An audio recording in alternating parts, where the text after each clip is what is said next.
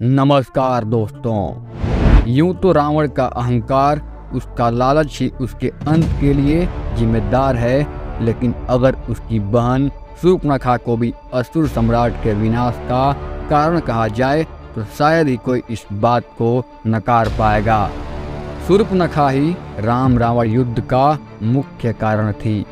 यूं तो राम रावण युद्ध से संबंधित घटनाओं से जुड़ी बहुत सी कहानियां हम कई बार सुन चुके हैं और जाहिर तौर पर आगे भी सुनते रहेंगे, लेकिन एक कहानी ऐसी है जिसे शायद ही कोई जानता होगा।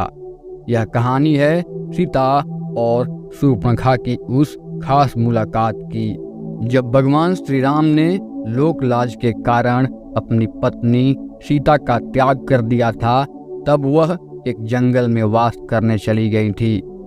इसी जंगल में शूर्पणखा सीता से मिलने आई थी। क्या हुआ था इस मुलाकात के दौरान, आइए जानते हैं।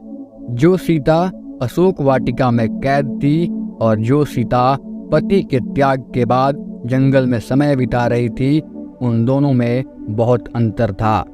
एक अपने पति पर विश्वास कर उसका इंतजार कर रही थी, वहीं ये सीता अपने पति द्वारा त्यागी गई है और एक आश्रम में रहने के लिए मजबूर है। शूर्पणखा सीता की इस स्थिति को देखकर बहुत प्रसन्न थी। उसने सीता को ताने मारने शुरू कर दिए। कैसे एक बार राम ने उसे अस्वीकार किया था और कैसे अब श्री राम ने सीता को त्याग दिया है। शूर्पणखा ने सीता को यह भी याद दिलाना शुरू किया कि कैसे उनके पति भगवान राम ने उसका असम्मान किया था।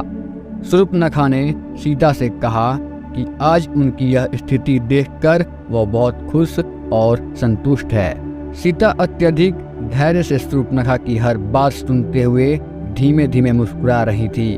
उन्होंने शूर्पणखा से कहा कि उसकी बातें कुछ वैसी ही मीठी है जैसे मंदोदरी के बगीचे में बेर थे।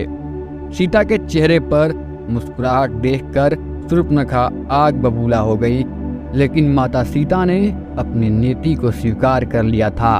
अब उन्हें किसी प्रकार का दर्द महसूस नहीं होता था।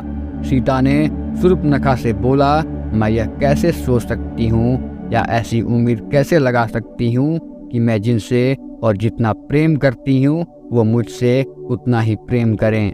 माता सीता ने कहा, हमें अपने भीतर उस शक्ति को जागृत करना चाहिए जो हमें उन लोगों से प्रेम करना सिखाए जो हमसे प्रेम नहीं करते।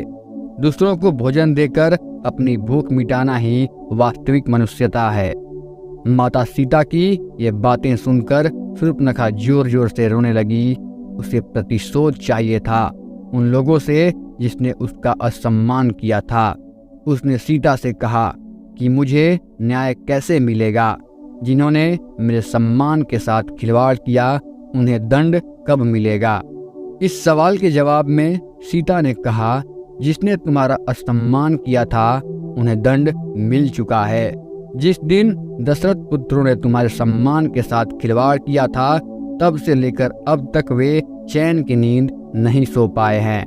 माता सीता ने शूर्पणखा से कहा कि वो अतीत को भूलकर आगे बढ़े। उसे अपने मस्तिष्क को खोलने की आवश्यकता नहीं। अगर वह अपने अतीत से बाहर नहीं आई, प्रतिशोध की भावना को अंदर लिए बैठी रही, तो वह भी अपने भाई रावण की तरह बन जाएगी। अंत में माता सीता ने कहा, राम और रावण तो आते जाते रहेंगे, लेकिन प्रकृति स्थिर है।